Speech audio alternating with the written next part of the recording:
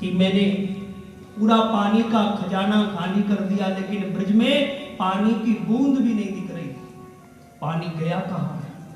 तब पता चला ओहो ये तो सब ठाकुर जी की लीला। वास्तव में जिसकी पूजा हो रही है वो तो जगन्नाथ है, जगत पिता है, अथवा मेरे भी मालिक वही है जिनकी पूजा चल रही है। तब तो इंद्र का सारा अभिमान चूर चूर हो गया। इंद्र तो अपने आप को ही मालिक मान बैठा था, लेकिन जब पता चला तो सब कुछ भुला करके और ठाकुर जी की शरण में पहुंचा, भगवान के चरणों में नतमस्तक हो गया। ठाकुर जी से कहने लगा प्रभु क्षमा कर दे, त्वमेव माता च पिता त्वमेव बंधुश्च सखा त्वमेव विद्या द्रविणम त्वमेव सर्वम मम देव देव।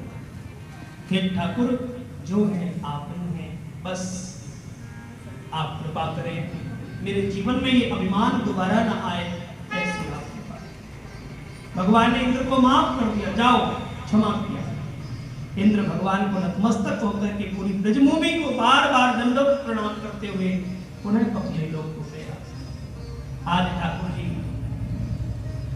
रात्रि में विश्राम कर रहे हैं तो भगवान ने विचार किया कि मैंने गोपियों को आश्वासन दिया है कि मैं उनके साथ रास करूंगा। आज वो समय आ गया महाराज। ठाकुर जी ने क्या देखा, आज सर्ग पूर्णिमा की रात है, कलकल निनाद में पावन यमुना का किनारा, और ठाकुर जी आज अपनी अमृत वर्षणी मुरली से बात कर रहे हैं। ध्यान दीजिए, प्रेम से बोलो एक बार श्री राधे। आज भगवान अपनी बंसी से बात कर रहे हैं।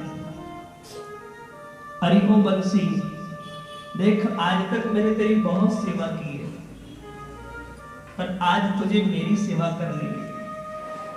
बंसी बोली प्रभु आपने मेरी कब सेवा की?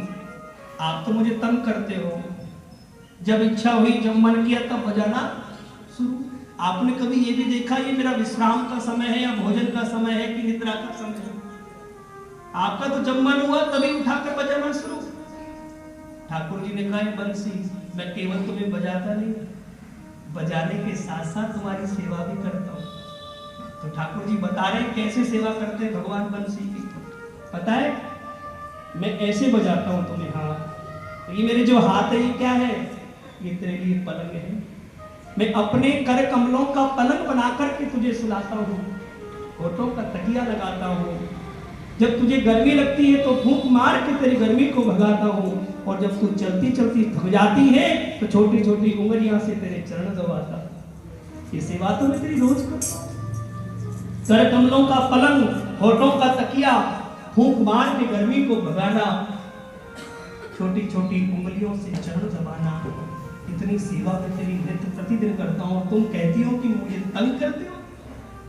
तंग नहीं, मैं तेरी सेवा करता हूँ।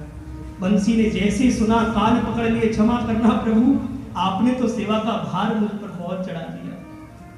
और भार किसी का भी अच्छा नहीं होता बंधुओं। जीवन में ध्यान रखना, हमारे जीवन में किसी का इतना भी भार नहीं रहना चाहिए। भार का मतलब कर्ज, इसी जीवन में उतार दो, अन्यथा तो न जाने कितने जन्म लेने पड़ेंगे उस भार को उतारने के लिए। किसी भी प्रकार से हमारे जीवन में किसी का ऋण चढ़ा है, उस ऋण को जल्दी से जल्दी उतारने का प्रयास करें। किसी का उपकार हमारे जीवन में नहीं होना चाहिए। आज बंसी कहने लगी सरकार आदेश करो कि भार उतरे कैसे? प्रेम से बोलो राधे राधे। ठाकुर जी बोले आज फिर मैं तुम्हारी सेवा करूंगा। आज तुम इतनी जोर से बजना कि जिस गोपी का नाम तेरे द्वारा पुकारो वो गोपी के कान बहरे हो जाए। इतनी जोर से बजना चाहे वो गोपी कहीं भी हो, तेरी आवाज को सुन ले और मेरी ओर चली आए। जब तक मेरी ओर दौड़े नहीं रुकना मत। बंसी बोली ठाकुर जी मेरी सामर्थ्य क्या है जो मैं बजूं? ये बांस की पोली बंसी, इसकी क्या सामर्थ्य की ये कुछ बोल सके? ये तो कृपा आपकी है। जैसी फूंक मारोगे ये बंसी उधर ही दौड़ पड़ेगी। आदेश करो। और मेरे गोविंद ने आज मुरली का निनाद किया कि भगवान अपता रात्रि सरदोत्फुल्ल मल्लिका विचरन्तो मनश्चक्रे योग माया उपाश्रितः। भगवान अपिता रात्रि शरदोत्फुल्ल मल्लिका। आज शरद पूर्णिमा की रात्रि है। ठाकुर जी ने योग माया का आश्रय लिया और मनश्चक्रे ने अपने मन चक्र को घुमाया। शरद पूर्णिमा की रात है, कलकल निरादनी पावन यमुना का किनारा है और मेरे गोविंद ने अपने मन चक्र को घुमाया। इधर जहां जहां मेरी गोपियां रहती है, आज ठाकुर जी ने अलग अलग स्वर में आहा बंसी के द्वारा गोपियों का नाम पुकारा। अरे ओ गोपियों आ जाओ, अरे ओ वृंदावनाओ पधारो, पधारो देवियों स्वागत है, आओ देवियों स्वागत है। और जैसे जैसे ठाकुर जी ने मुरली का निनाद किया, मुरली इतनी जोर से बजी कि जहां जिस गोपी जिस अवस्था में थी, आहा मुरली को सुनकर के पागल हो गई, दौड़ पड़ी प्रभु की ओर। ओ ठाकुर जी ने बुलाया, अरे भगवान जी बुला रहे हैं, चलो चलो विलंब ना हो जाए, एक क्षण भी हो गई देर तो ठाकुर जी रूठ जाएंगे, और भगवान रूठ गए तो सब गड़बड़ हो जाएगा। प्रेम से बोलो श्री राधे। ध्यान दीजिए, भगवान बार बार हर किसी को नहीं बुलाते हैं। ठाकुर जी अपनी शरण में उसी को बुलाते हैं जो प्रिय नहीं बहुत प्रिय होता है। और फिर ठाकुर जी बुलावे और हम नहीं पहुंचे तो बताओ ठाकुर जी से क्या बीतती होगी। ये मत समझना कि ये मंदिर है, ये मत समझना कि ये कथा चल रही है, ये मत समझना कि ये सत्संग चल रहा है। ये कथा, ये सत्संग, ये मंदिर, ये क्या है? ये ठाकुर जी से मिलने का एक बहाना है। कहते हैं ना, सामने से मिलने का सत्संग की बहाना है। ये एक बहाना होता है। ये जगह ऐसी होती है जहां ठाकुर जी हमें बुलाते हैं और कहते हैं, आओ मेरे प्यारे भक्तों, आकर के जरा दो अपनी सुनाओ और दो मेरी सुनो, जरा अपना सुख दुख मुझे सुनाओ और मेरा सुख दुख।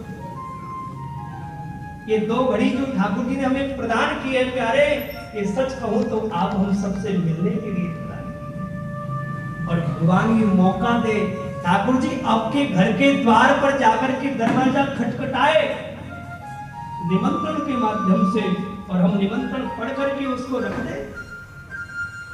अरे भागवत का परिचय, भागवत हो रही है, अभी सुनी तो थी 15 दिन पहले, नहीं ये भागवत नहीं हो रही। ठाकुर जी ने तुम्हें बुलाया है, जो 15 दिन तुमने प्रेम दिया, प्रेम प्रदान किया ठाकुर जी को, ये उसका परिणाम है कि ठाकुर जी दोबारा से तुम्हें बुला रहे हैं। आओ बैठो मेरे पास, आओ। और हम क्या करते हैं, अभी टाइम नहीं है, आई एम बिजी, जहां जाओ वहीं यही बात, समय नहीं है, काम इतने। अरे बंधुओं, जिसने काम दिया है ना, जिसने तुम्हें इतना बिजी किया है, चाहे तो वो फ्री भी एक क्षण में कर दे। जिसने तुम्हें इतना व्यस्त कर दिया कि तुम उसी को भूल रहे हो, जिसने इतना काम दिया, इतना सब किया, और आज जब उसकी बारी आई तो हम कह रहे आई एम बिजी। अभी पीछे देखा नहीं क्या, जो कहते थे कि मरने को फुर्सत नहीं, हा? सब घर बैठ गए थे कि नहीं? और अब ठाकुर जी ना करें फिर वही समय। जो लोग बहुत कहा करते थे कि एक मिनट नहीं है मरने को, वो सब घर बैठ गए थे। तो जो बहुत बिजी करना जानता हो, वो फ्री भी 1 मिनट में कर देगा। इसलिए उनकी कृपा को नकारे नहीं, उनकी कृपा का सदैव स्वागत करें। जब जब ठाकुर जी की कृपा जीवन में बरसे, दौड़ करके उसका स्वागत करना चाहिए। आज गोपियों ने कहा, जब तक रहेगी जिंदगी फुर्सत न हो। अरे ये काम तो जीवन भर के है। मैं आपको सच कहूं, ये बच्चे बैठे ना, ये भी फ्री नहीं है। हाँ, आप हम सभी को छोड़ो, 1 वर्ष का बालक भी, उससे भी पूछो बेटा आओ, तो वो भी कहता आई एम बिजी, अभी मेरे पास टाइम नहीं है, वो भी व्यस्त है। देखो, लेकिन कहते हैं कि ये जन्म से लेकर के मृत्यु तक ये आदमी, ये मानव फ्री नहीं होता है। जीवन भर कुछ ना कुछ काम पीछे पड़ा रहता है। लेकिन वो भाग्यशाली नहीं, वो सौभाग्यशाली होते हैं जो इतने सारे कामों में भी ठाकुर जी के लिए समय निकालते। जैसे आप हैं, क्या आपके पास काम नहीं है? क्या आपका घर नहीं है? आपका परिवार नहीं? लेकिन आप सब कार्य को छोड़ करके, निपटा करके, कई माताओं ने तो अपने कपड़े बहुत इकट्ठे कर लिए होंगे, धोएंगे तो सही पर 7 दिन बाद, हाँ कपड़े तो फिर धो लेंगे, ये मौका थोड़ी मिलेगा बार बार।